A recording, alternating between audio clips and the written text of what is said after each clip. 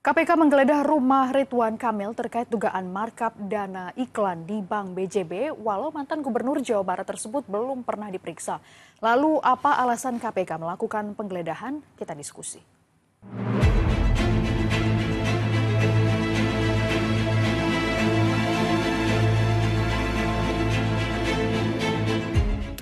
KPK menggeledah rumah Ridwan Kamil terkait korupsi di Bank BJB. Bagaimana duduk perkara kasus korupsi Bank BJB yang ternyata sudah ada 5 orang tersangka. Dan kenapa Ridwan Kamil bisa terseret di kasus ini? 10 Maret kemarin, KPK tiba-tiba menggeledah rumah Ridwan Kamil di Bandung, Jawa Barat. Saat ditanya, Ketua KPK membenarkan penggeledahan di rumah Ridwan Kamil terkait perkara korupsi di Bank BJB. Apa respon Kang Emil saat rumahnya digeledah oleh KPK? Lewat secari kertas, Kang Emil mengakui rumahnya didatangi oleh penyidik KPK terkait kasus Bank BJB. Tim KPK sudah menunjukkan surat tugas resmi dan ia bersikap kooperatif dan mendukung penuh proses hukum. Tapi Kang Emil belum bisa memberikan keterangan lebih lanjut. KPK belum buka-bukaan dalam kasus korupsi Bank BJB. Pekan ini, KPK akan merilis korupsi di Bank Daerah Jawa Barat itu. Tapi kasus ini diduga soal markup dana iklan ke media. Kasus korupsi Bank BJB mencuat setelah laporan audit BPK yang menemukan kejanggalan dalam penggunaan anggaran promosi Bank BJB. BPK menemukan adanya kebocoran dana di mana nilai yang membayarkan kepada media lebih kecil dibandingkan anggaran yang dikeluarkan BJB. Nilai dugaan korupsinya mencapai lebih dari 200 miliar rupiah. Sesuai dengan laporan BPK yang dirilis Maret 2024 lalu, itu jelas selisihnya signifikan antara anggaran yang dikeluarkan untuk media dan dana yang diterima tentang kebocoran hingga 28 miliar. Tetapi kenapa kemudian KPK juga kemudian sampai turun tangan? Kita ingin ini semua secara transparan bisa diselesaikan kasus ini secara tuntas. Karena apa? Di dalam berkembangnya terkait masalah isu ini, estimasi kerugian itu mencapai 200 miliar lebih. Bayangkan saja, ini kan melalui yang kita lihat modusnya adalah praktek tentang markup dana periklanan. KPK sejauh ini sudah menetapkan 5 orang tersangka, baik dari pemerintahan maupun pihak swasta.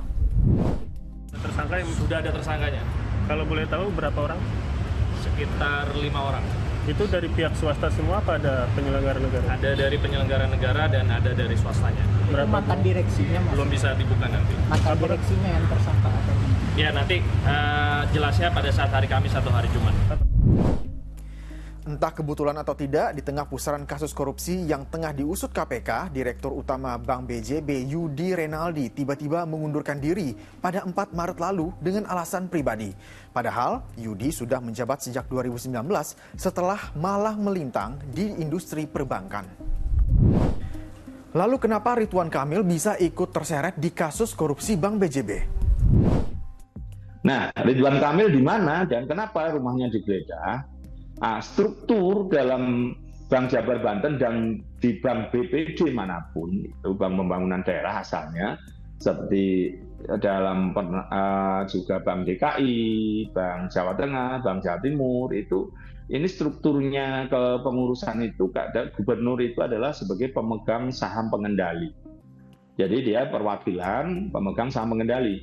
Karena saham Bank BPD itu dimiliki oleh pemerintah provinsi, itu yang paling besar, PSP, pemegang saham pengendali, kemudian ditambah kabupaten kota di daerah itu punya saham yang sifatnya kecil gitu. Nah, biasanya provinsi itu menguasai di atas 50%, bahkan bisa 60% sampai 70%. Yang sisanya itu dibagi habis kabupaten kota. Gitu.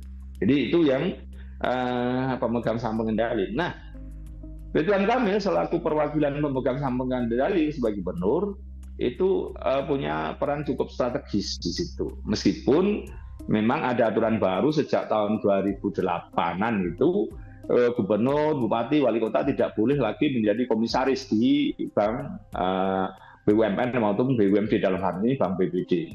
Tapi sangat strategis karena mewakili pemegang saham pengendali. Dia bisa mengangkat, bisa memberhentikan, bisa mempertahankan direksi maupun komisaris. Dampak korupsi Bank BJB bisa luas, publik bisa kehilangan kepercayaan ke Bank BJB, apalagi bank itu salah satu bank daerah yang punya reputasi cukup baik selama ini. Publik menanti kinerja KPK untuk mengungkap kasus korupsi BJB secara terang benderang. Saya Zikri Ahmad pamit, terima kasih, sampai jumpa.